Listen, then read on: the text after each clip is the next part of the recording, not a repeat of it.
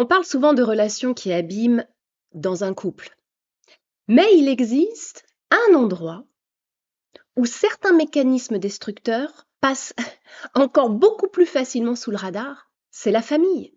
Je sais déjà que certains vont être mal à l'aise parce que dès qu'on parle de famille, il y a toujours quelqu'un pour nous rappeler: «Non mais attends, c'est ta mère ou c'est ton père, ton frère, ta sœur, c'est la famille». Comme si en fait ce simple mot, il suffisait à tout expliquer ou à tout excuser. Alors, soyons clairs, hein, je suis pas du tout en train de dire que toutes les familles sont destructrices, toxiques, et je ne suis pas non plus en train de dire qu'il faut couper les ponts au moindre désaccord. Mais certaines familles fonctionnent selon des mécanismes qui finissent par abîmer profondément ceux qui en font partie. Et le plus difficile, c'est qu'on ne le voit pas. Alors, l'un des premiers mécanismes les plus courants, c'est ce qu'on appelle la normalisation. Quand on grandit dans un système, on ne le questionne pas parce que on pense que c'est normal. Si depuis l'enfance, on te critique, on minimise tes émotions, on, on te fait culpabiliser, on se moque de toi, si on te fait porter les problèmes des autres, tu vas pas te dire: «Oh, quel drôle de fonctionnement!» Bah non, tu te dis: «Bah oui, c'est comme ça». Et souvent, c'est seulement en rencontrant d'autres personnes qu'il va y avoir un doute qui apparaît. Attends, toutes les familles ne sont pas comme ça? Et c'est exactement le problème. Quand quelque chose a toujours existé, eh ben, il devient invisible. Un peu comme l'odeur de sa propre maison quand tu as fait du poisson. Au bout d'un moment, tu ne la sens pas. Il faut sortir de chez toi pour rentrer à nouveau pour t'en rendre compte. Un deuxième mécanisme qui est assez fréquent, c'est la dette affective. Et ce mécanisme, il est particulièrement redoutable parce qu'il n'est presque jamais formulé clairement. Personne te dit: «Tu me dois quelque chose». C'est plutôt du style: «Après tout ce qu'on a fait pour toi, tu nous dois bien ça quand même. C'est comme ça que tu nous remercies». Alors c'est même pas toujours formulé clairement, hein, mais on n'a pas besoin de paroles pour le comprendre. Et le problème avec ce type de phrase, c'est que quelque part, elle va venir transformer l'amour en obligation. Comme si recevoir des soins, de l'amour quand on est enfant, eh ben, ça crée une dette à rembourser toute sa vie. Un troisième mécanisme que j'observe beaucoup, c'est la loyauté familiale. Parce que la famille, c'est pas seulement un lien, c'est aussi un sentiment d'appartenance. Et quand on nous apprend très tôt que la famille, c'est sacré, qu'il faut rester unis, qu'il faut pardonner, qu'il faut comprendre, eh bien, remettre certaines choses en question, ça peut donner l'impression de trahir. Dire non, ça devient de l'égoïsme. Prendre de la distance, par exemple, eh bien, ça devient de l'ingratitude. Poser une limite, ça devient un manque de respect. Je suis pas encore une fois en train de dire que les liens familiaux n'ont pas de valeur. Bien au contraire.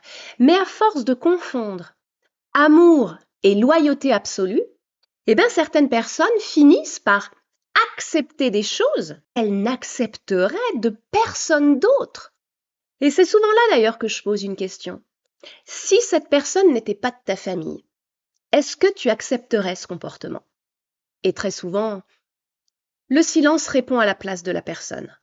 Parce que la vérité, c'est que nous tolérons parfois de nos proches ce que nous refuserions, mais immédiatement, d'un collègue, d'un voisin, d'un ami, même d'un inconnu. Mais lorsqu'il s'agit de la famille, tout devient plus compliqué.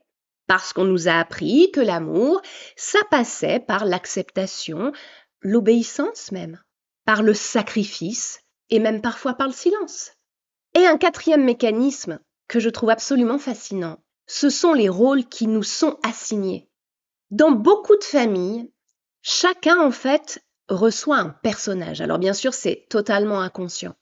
On peut avoir la gentille, le rebelle, la fragile, le responsable, celui qui réussit, celui qui apaise, celui qui sauve, celui qui fait rire, celle qui porte les problèmes ou celui qui est le problème.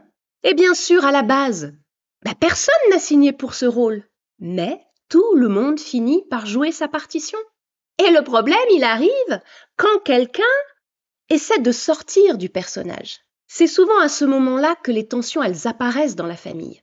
La gentille commence à dire non, le sauveur, il arrête de sauver, le responsable, il décide de penser à lui, et le problème cesse de porter les problèmes des autres.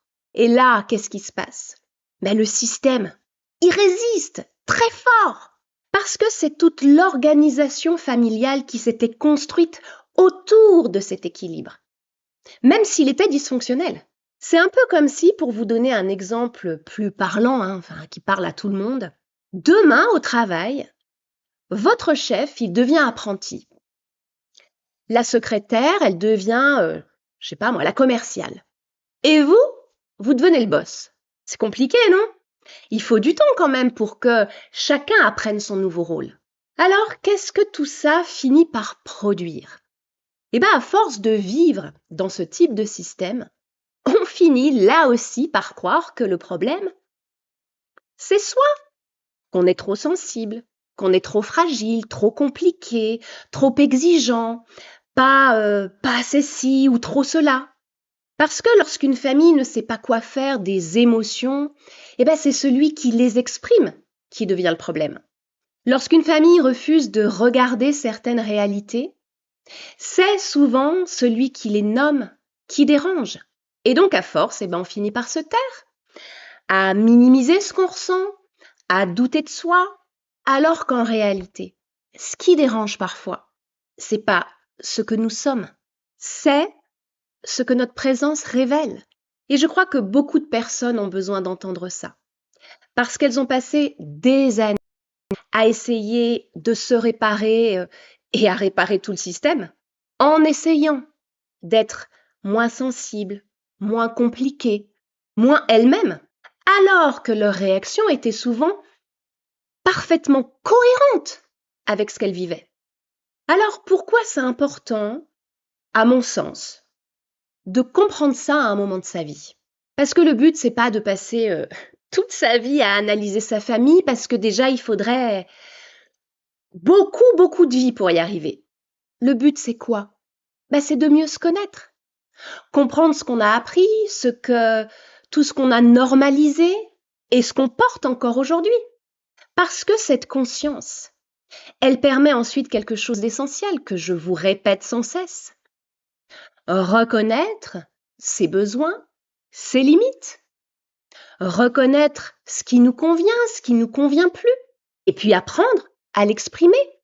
Doucement, progressivement, sans forcément chercher à convaincre qui que ce soit. Alors parfois, les relations changent, parfois non, mais c'est pas le plus important. Le plus important, c'est d'arrêter de t'abandonner toi-même. Parce que tant que tu ne vois pas ces mécanismes familiaux, tu risques de les reproduire ailleurs. C'est d'ailleurs ce qui est peut-être déjà arrivé dans tes relations amoureuses, dans tes amitiés ou même au travail, en continuant à jouer un rôle qui n'a jamais vraiment été le tien. Alors comprendre ça signifie pas détester sa famille, ni chercher des coupables, ni couper les ponts, même si parfois ça peut être nécessaire. Ça signifie simplement de regarder certaines réalités avec honnêteté, parce qu'on ne peut pas changer ce qu'on refuse de voir.